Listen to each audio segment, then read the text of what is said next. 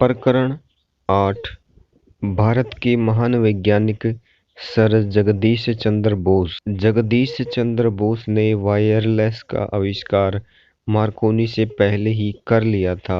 यह उत्तेजनक टिप्पणी सुनकर मैं रास्ते के किनारे खड़े होकर विज्ञान विषयक चर्चा कर रहे प्राध्यापकों के एक दल के पास जाकर खड़ा हो गया।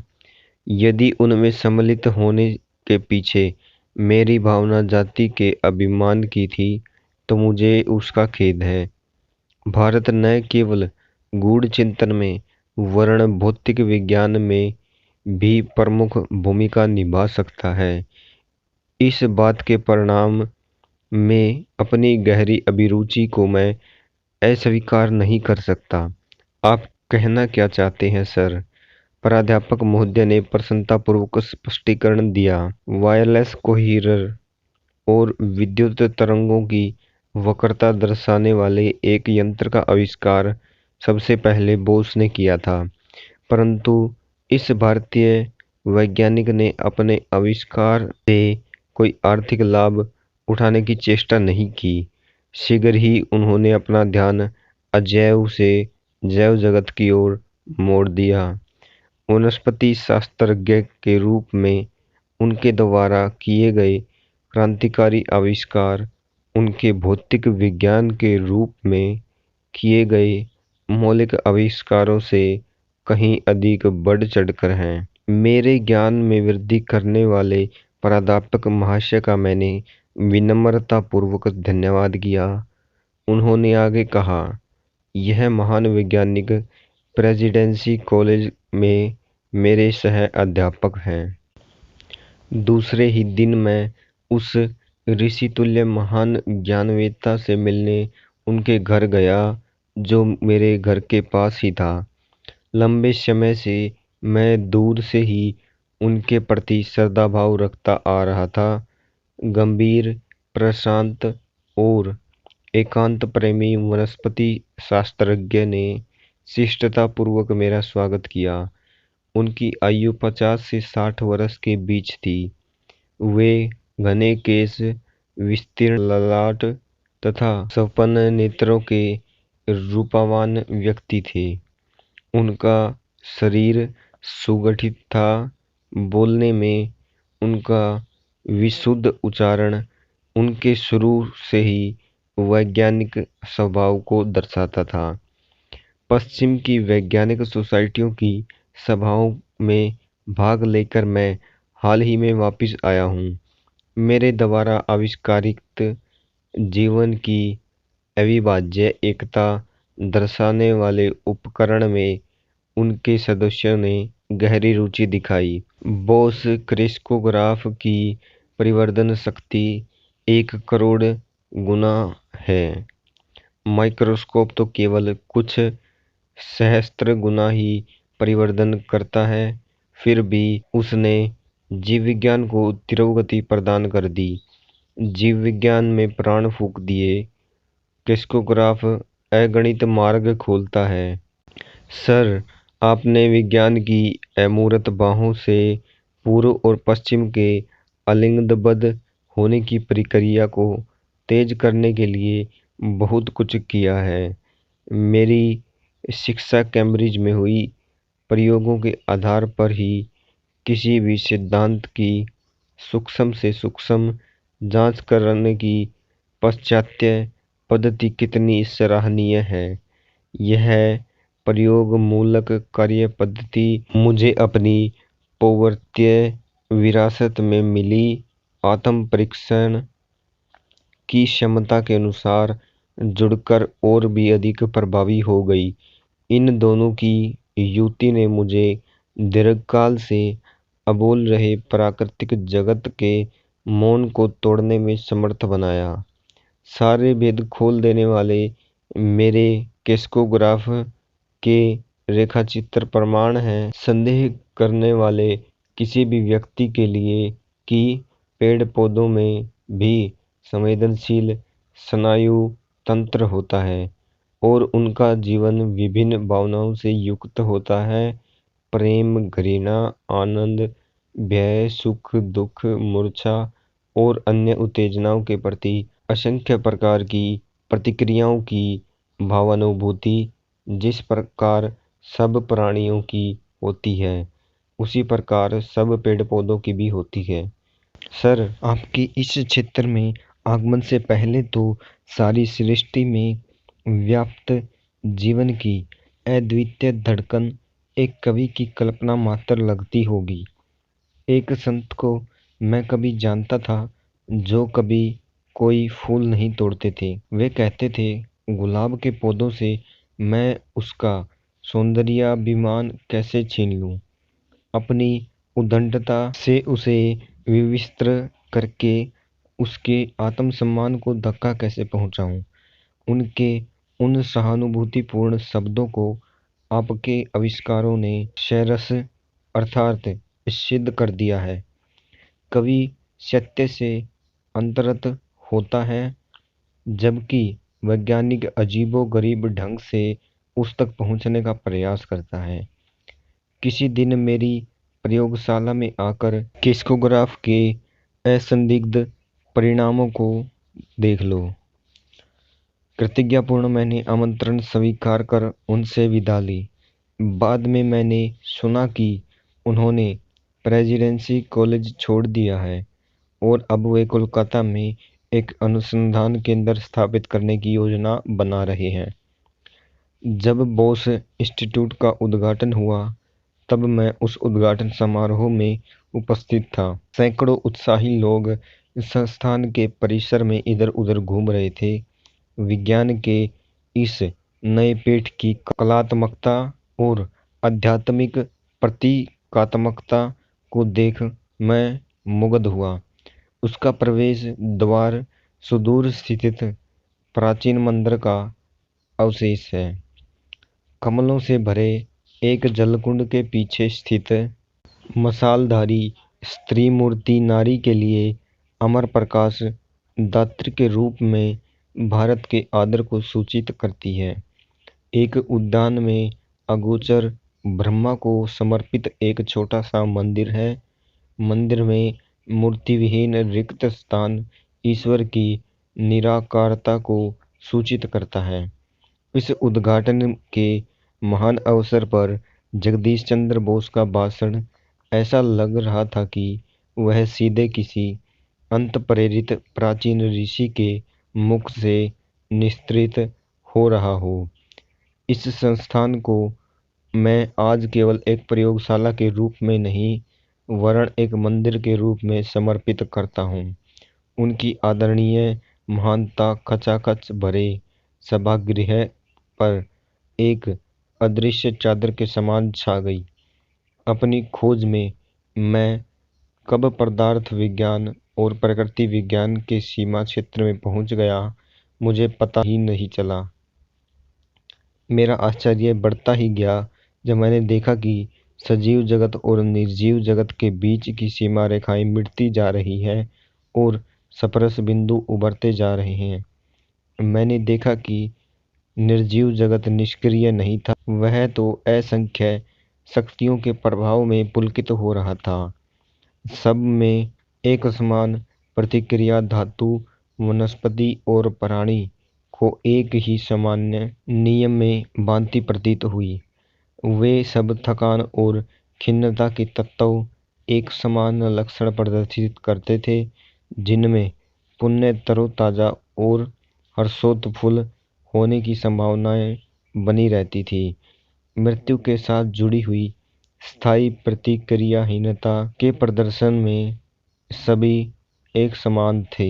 एक विराट सामान्य तत्व से विषम विभोर होकर मैंने बहुत बड़ी आशा के साथ अपने प्रयोगों के परिणामों को रॉयल सोसाइटी के समक्ष रखा, परंतु वहां उपस्थित प्रकृति विज्ञानियों ने मुझे उनके लिए सुरक्षित क्षेत्रों पर अतिक्रमण करने के बदले उस पदार्थ विज्ञान के क्षेत्र तक ही अपने अनुसंधान को सीमित रखने की सलाह दी, जिस पर मेरी सफलता का भरोसा था। मैंने अनजाने में एक अपरिचित जाति व्यवस्था के क्षेत्र में घुसकर उसे शिष्टाचार का उल्लंघन कर दिया था। वहाँ अनजाने में एक धर्मशास्त्रीय पूर्वाग्रह भी कार्यरत था, जो अज्ञान को भी धर्म के समान प्रसादित मानता है। यह प्राय भुला दिया जाता है कि जिस परम सत्ता ने हमें चारों ओर से सृष्टि के इस नित्य ही बढ़ते जा रहे रहस्य से घेर रखा है, उसी ने प्रश्न करने और समझने की इच्छा भी हम में प्रतिष्ठापित कर दी है। अनेक वर्षों तक लोगों की गलतफहमियों का शिकार बनते रहने से एक बात मेरी समझ में आ गई। विज्ञान के उपासक का जीवन अनिवार्य रूप से अंततः संघर्ष से भरा होता है। लाभ और हानि, सफलता और विफलता को एक समान मानते हुए उसे अपना जीवन प्रेम श्रद्धा युक्त अधैर्य के रूप में अर्पण करना पड़ता है। कालांतर में विश्व की प्रमुख वैज्ञानिक सोसाइटियों ने मेरे सिद्धांतों और निष्कर्षों को स्वीकार करके विज्ञान में भारत के योगदान को मान्य किया। जो कुछ भी छोटा या सीमित हो, वह क्या भारत के मन को कभी तृप्त कर सकता है? एक अखंड जीवंत परंपरा और पुण्य यौवन प्राप्त करने की एक जीवनप्रद शक्ति के द्वारा इस भूमि ने अगणित परिवर्तनों में बार बार अपना कायाकल्प किया है। भारत में सदा ही ऐसे लोग उत्पन्न होते आए हैं जिन्होंने समय के तात्कालिक और मोहक पुरस्कारों को ठुकराकर जीवन के सर्वोच्च अभिष्टों को पाने का प्रयास किया है। अकर्मण्य परित्याग द्वारा नहीं, वरन कर्मठ कठोर संघर्ष को अस्वीकार करने वाले दुर्बल के पास कुछ प्राप्त न कर पाने के कारण त्यागने के लिए कुछ भी नहीं होता। जिसने संघर्ष कर विजय प्राप्त की हो, वही केवल संसार को अपनी विजय के अनुभव का फल प्रदान कर उसे समृद्ध कर सकता है। इस भोस प्रयोगशाला में जड़ पदार्थों की प्रतिक्रिया पर अब तक किए जा चुके कार्य से और वनस्पति जीवन के अप्रत्याशित तथ्य सामने आ जाने से पदार्थ विज्ञान, प्रकृति विज्ञान, चिकित्सा, कृषि और यहाँ तक कि मनोवैज्ञानिक क्षेत्र में भी अनुसंधान के अत्यंत विस्तृत क्षेत्र खुल गए हैं। उन उलझनों के बारे में अब तक यह माना जाता था कि उन्हें सुलझाया नहीं जा सकता, वे भी अब प्रयोगात्मक अन्वेषण के कार्यक्षेत्र में आ गई हैं। परंतु कठोर सटीकता के बिना उच्च सफलता नहीं मिल सकती। इसके प्रवेश कक्ष में अपने अपने केस में रखे गए मेरे द्वारा आविष्कृत अति संवेदनशील उपकरणों और वैज्ञानिक यंत्रों की लंबी लंबी कतारें लगी हैं।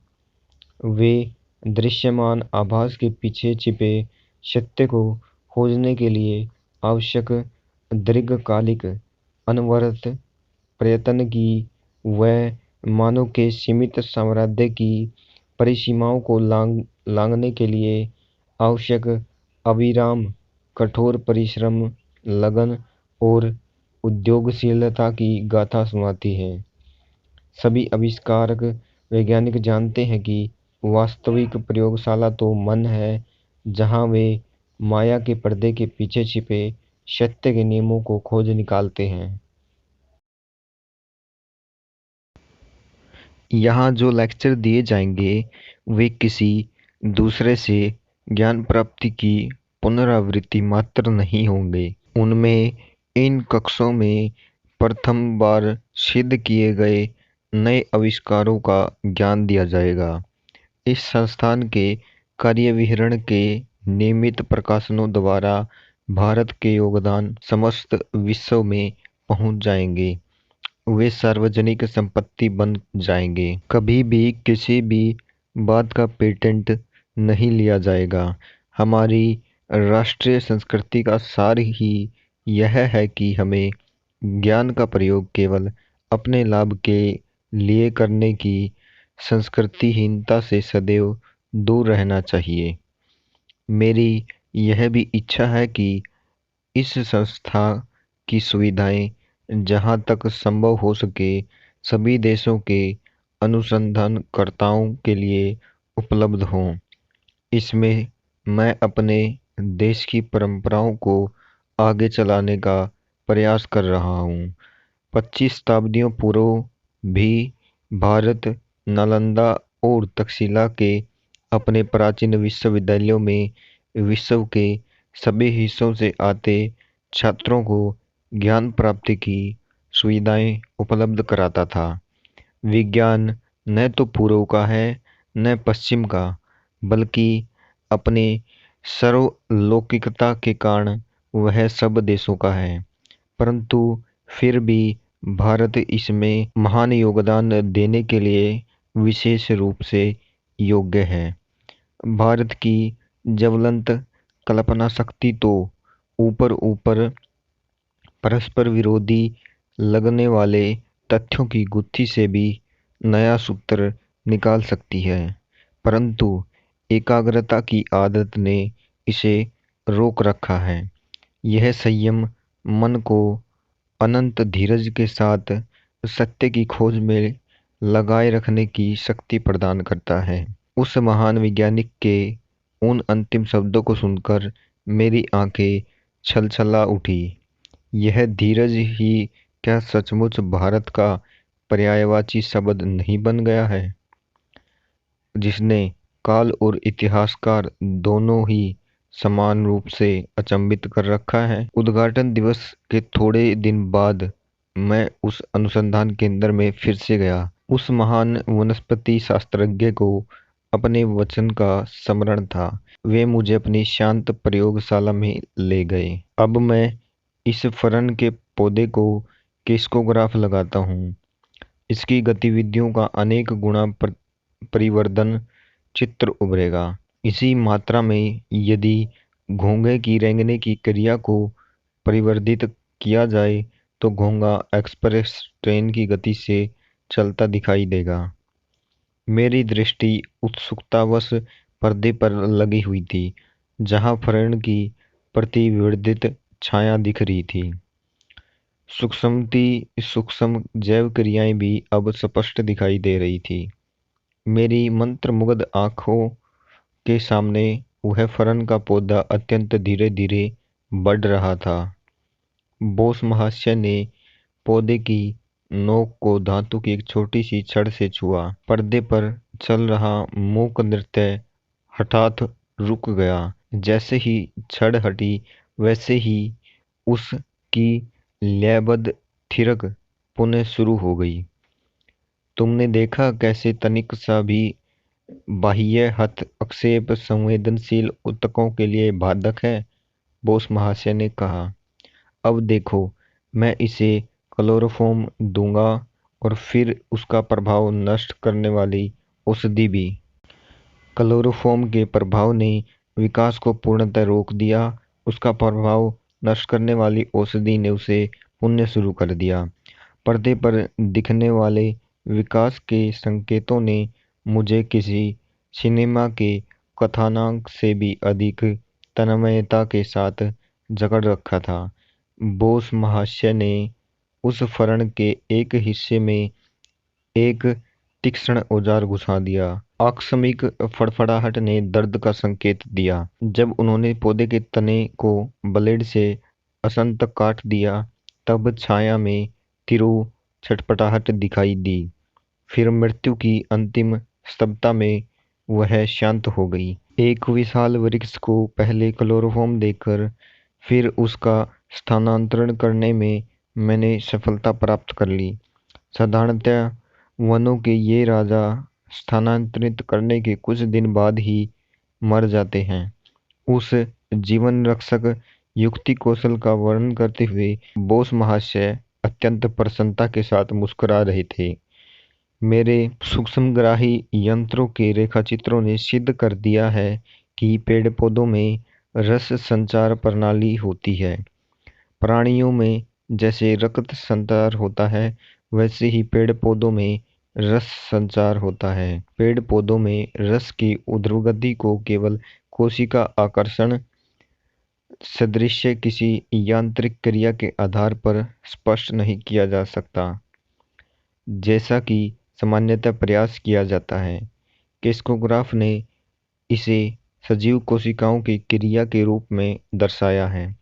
पेड़ के अंदर से लंबी गोलाकार नली चलती है, जिसमें क्रमिक वृत्तों में सिकुड़ने वाली लहरें उठती रहती हैं, जो हृदय का काम करती हैं। हम जितनी ही अधिक गहराई में जाकर देखेंगे, उतनी ही अधिक स्पष्टता से इस सत्य का प्रमाण मिल जाता है कि यह बहुविध प्रकृति का प्रत्येक रूप एक ही सूत्र से बंधा हुआ है। बोस महाशय ने एक अन्य बोस यंत्र की ओर इशारा किया। मैं तुम्हें टिन के एक टुकड़े का कुछ प्रयोग दिखाता हूँ। धातुओं की प्राण शक्ति उत्तेजना के प्रभाव में अनुकूल या प्रतिकूल प्रतिक्रिया दिखाती है। स्याही के निशान विभिन्न प्रतिक्रियाओं को चिह्नित करेंगे। मैं तल्लीन होकर आणविक संरचना की लक्षण स्वरूप तरंगों को अंकित करने वाले रेखाचित्र को देखने लगा। जब प्रोफेसर साहब ने टिन को क्लोरोफॉर्म लगाया, तब कंपन लेखन थम गया। जब धीरे धीरे उस टिन की सामान्य अवस्था लौट आई, तब वह पुनः शुरू हो गया। अब बोस महाशय ने एक विषैला रसायन लगाया। टिन के छटपटाते छोर के साथ साथ सुई ने अद्भुत रूप से रेखाचित्र पर मृत्यु की सूचना अंकित कर दी। वैज्ञानिक महोदय ने कहा, बोस यंत्रों ने प्रदर्शित कर दिया है कि कैंची और मशीनरी में प्रयुक्त इस्पात सदृश धातु भी थकते हैं और बीच बीच में विश्राम मिलने से उनमें पुनः ताजगी और कार्य अक्षमता आ जाती है। विद्युत प्रवाह या अति भारी दबाव से धातुओं में जीवन की धड़क को गंभीर क्षति पहुंचती है, या वह धड़कन सदा के लिए रुक भी सकती है। उस कक्ष के चारों ओर रखे अथक प्रतिभा के मुखर प्रतीक असंख्य आविष्कारों पर मैंने दृष्टि दौड़ाई। सर, यह दुख की बात है कि आपके अद्भुत यंत्रों का पूर्ण लाभ उठाकर बड़े पैमाने पर कृषि विकास को गति नहीं दी जा रही है। इनमें से कुछ यंत्र को त्वरित प्रयोगों में प्रयुक्त करके खाद के विभिन्न प्रकारों का पौधों पर क्या प्रभाव पड़ता है, यह देखना क्या सहज संभव नहीं हो सकता है? तुम ठीक कह रहे हो। भावी पीढ़ियां बोस यंत्रों को अगणित प्रकारों से प्रयोग में लाएगी। वैज्ञानिक को उसके परिश्रम का तत्काल पुरस्कार कदाचित ही मिलता है। सृजनात्मक सेवा का आनंद ही उसके लिए पर्याप्त है। उस अदम्य ऋषि के प्रति अपनी हार्दिक कृतज्ञता व्यक्त कर मैंने उनसे विदा ली। मैंने सोचा, उनकी अद्भुत प्रतिभा की विस्मयकारी उर्वरता क्या कभी निःशेष हो सकती है? बढ़ते वर्षों के साथ उसकी प्रतिभा में कोई कमी नहीं आई। रेजोनेंट कार्डियोग्राफ नामक एक जटिल यंत्र का आविष्कार करने के बाद बोस महाशय असंख्य भारतीय पेड़ पौधों के विस्तृत अनुसंधान में लग गए। किसी को कल्पना भी नहीं थी ऐसी ऐसी उपयुक्त औषधियों की एक विराट भेषज तालिका तैयार हो गई। कार्डियोग्राफ ऐसी सूचक सटीकता के साथ तैयार किया गया है कि उससे एक सेकंड का शशांक तक रेखाचित्र में अंकित हो जाता है। पेड़ पौधे, प्राणी एवं मानव शरीर की संरचना की सूक्ष्म संपदन भी कार्डियोग्राफ अंकित कर लेता है। उस महान वनस्पति शास्त्रज्ञ ने भविष्यवाणी की कि वैद्यकीय अनुसंधान के लिए प्राणियों के अंग छेदन की आवश्यकता नहीं रहेगी। कार्डियोग्राफ के प्रयोग से पेड़ पौधों के अंग छेदन से ही काम चल जाएगा। किसी औषधि के पौधों और प्रणाली पर एक साथ किए गए प्रयोग के परिणामों के अंकन से साफ पता चलता है कि उन दोनों पर उस औषधि के प्रभाव में आश्चर्यजनक समानता है। उन्होंने स्पष्ट किया, मनुष्य में जो कुछ भी है, उस सब का पूर्वाभास पेड़ पौधों में विद्यमान है। वनस्पति जगत पर प्रयोग प्राणियों और मानवों की यातना को कम करने में योगदान देंगे। कई वर्षों के बाद बोस महाशय के पथ प्रदर्शक वनस्पति आविष्कारों की अन्य वैज्ञानिकों द्वारा पुष्टि की गई। कोलंबिया यूनिवर्सिटी में 1938 में किए गए शोध कार्यों की वार्ता द न्यूयॉर्क टाइम्स में निम्नलिखित रूप में प्रकाशित है।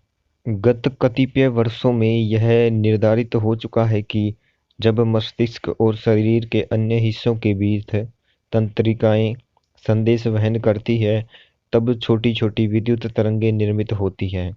इन विद्युत तरंगों को सूक्ष्मग्राही विद्युत द्वारा मापी यंत्रों से मापा गया है और आधुनिक परिवर्धनकारी यंत्रों से इनका लक्स गुणा परिवर्धन किया गया है। मानव या जीवित प्राणियों के तंत्रिका तंतुओं में प्रवाहित होने वाली इन तरंगों का अध्ययन करने का कोई संतोषजनक तरीका इसकी अत्यंत तीव्र गति के कारण अब तक ढूंढा नहीं जा सका था। डा के एस कोल और डा एच जे कोर्टिस ने यह जानकारी दी कि उन्होंने इस बात को खोज निकाला है कि साधारणतया घरों में मछली पात्र में डाला जाने वाला जो मीठे पानी में जीने वाला पौधा होता है, जिसे नेटिला कहते हैं, उसमें एक लंबी कोशिका होती है। उस कोशिका में तंत्री तंतु की कोशिकाओं में पूर्ण समानता है, कोई भी भिन्नता नहीं है। इसके अतिरिक्त उन्होंने यह भी पाया कि नेटेला पौधे के तंतुओं को उत्तेजित किए जाने पर वे विद्युत तरंगों का निर्माण करते हैं, जो केवल गति को छोड़कर अन्य दृष्टि से प्राणी और मानव के तंत्री तंतुओं में निर्माण होने वाली विद्युत तरंगों के समान ही होती है। इस पौधे के तंतुओं की विद्युत तरंगें प्राणियों के तंतुओं की विद्युत तरंगों से कहीं धीमे चलती दिखी है। इसलिए तंत्रिकाओं में प्रवाहित होने वाली विद्युत तरंगों के प्रवाह के मंदगति चलचित्र लेने के लिए कोलंबिया यूनिवर्सिटी के अनुसंधानकर्ताओं ने इस आविष्कार को तुरंत उपयोग में लाया। इस प्रकार नेटेला पौधा मन और स्थूल जगत के सीमा क्षेत्र के गुप्त रहस्यों की गूढ़लिपि का अर्थ जानने में एक प्रकार से रोसेटा पत्थर की भूमिका अदा कर सकता है। कविवर रविंद्रनाथ टैगोर भारत के इस आदर्शवादी वैज्ञानिक के अंतरंग मित्र थे। उन्हें संबोधित कर कविवर ने निम्नलिखित पंक्तियां लिखी थी। हे तपस्वी, सामंतरों की जलद गंभीर गर्जना से पुकारो, उठो जागो। शास्त्राभिमानी जनों और कुर्तकों से आहत बुद्धि पंडितों को पुकारो और उन्हें बेकार तर्कों का त्याग करने को कहो। उन मूढ़ ढिम्बियों को इस सुविस्तृत संसार में आने की प्रेरणा दो। अपने शिष्यों का भी आह्वान करो कि वे कर्तव्य रूपी यज्ञवेदी के चारों ओर एकत्रित हों, जिससे हमारा भारत, हमारा प्राचीन देश अपने सच्चे स्वरूप को पुनः प्राप्त करे और कर्तव्यनिष्ठा, श्रद्धा और ध्यान में अपरंजित होकर लोभहीन, द्वंद्वहीन, शुद्ध और शांत बनकर विश्व गुरु के आसन पर एक बार फिर अधिष्ठित हो।